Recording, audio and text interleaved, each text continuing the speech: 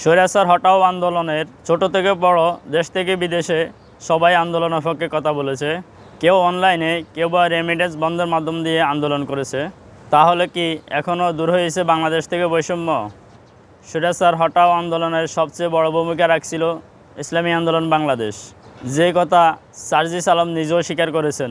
তাহলে আজ কেন ইসলামী আন্দোলন বাংলাদেশের অবদান বলতে বসেছে ছাত্র জনতা? তারা যদি এটা ভুলে যায় তাহলে এটা হবে ইসলাম আন্দোলনের সাথে ছাত্র জনতার মীর জাফরের মতো ব্যবহার। ইসলামী আন্দোলন বাংলাদেশ শুরু থেকে ন্যায়ের পক্ষে কথা বলেছে, এখনও আছে, এখনও বৈষম্যের বিরুদ্ধে আন্দোলন করে যাচ্ছে ইসলামী আন্দোলন বাংলাদেশ।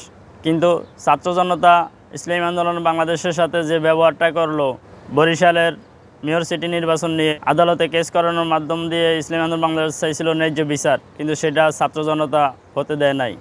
তার মধ্যে অন্যতম হলো আসিফ মাহমুদ।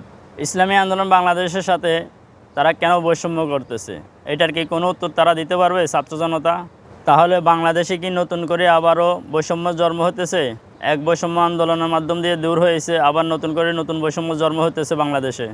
আসিফ মাহমুদ যে কাজ করেছে সেই কাজের বিপক্ষে হাসানাত আবদুল্লাহ ও সার্জিস আলম কোনো কথা বলে নাই। তার মানে অবশ্য ইসলামী আন্দোলন বাংলাদেশের শাইকে চরমনায় মেয়র পদে আসুক, তারাও এটা চায় না। হাসনাত আবদুল্লাহ ও সার্জিস আলম যদি এই বৈষম্যের পক্ষে নাই চাইতো তাহলে তারা চুপ রইল কেন? তারা ইসলামী আন্দোলন বাংলাদেশের পক্ষে কথা বললো না কেন? তারা চুপ থাকার কারণে এটাই বোঝা যায় যে তারা এখনও বৈষম্যের পক্ষেই আছে। ইসলামী আন্দোলন বাংলাদেশ যদি চাইতো তারা অবশ্য আন্দোলন করে রায়টা তাদের পক্ষে নিয়ে আসতে পারতো, কিন্তু ইসলামী আন্দোলন বাংলাদেশ এটা চায় নাই। ইসলামী আন্দোলন বাংলাদেশ কোনো হানাহানি, কাটাকাটি, মারামারি রাজনীতি করে না।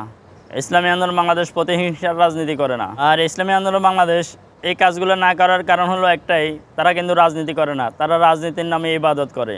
যদি তারা অন্য অন্য দলের মতো রাজনীতি করত তাহলে তারা তাদের পক্ষে রায় নিয়ে আসতে পারতো। ইসলামী আন্দোলন বাংলাদেশ আসলে চায় কি? তারা দুনিয়ায় ও আখিরাতে শান্তি চায়।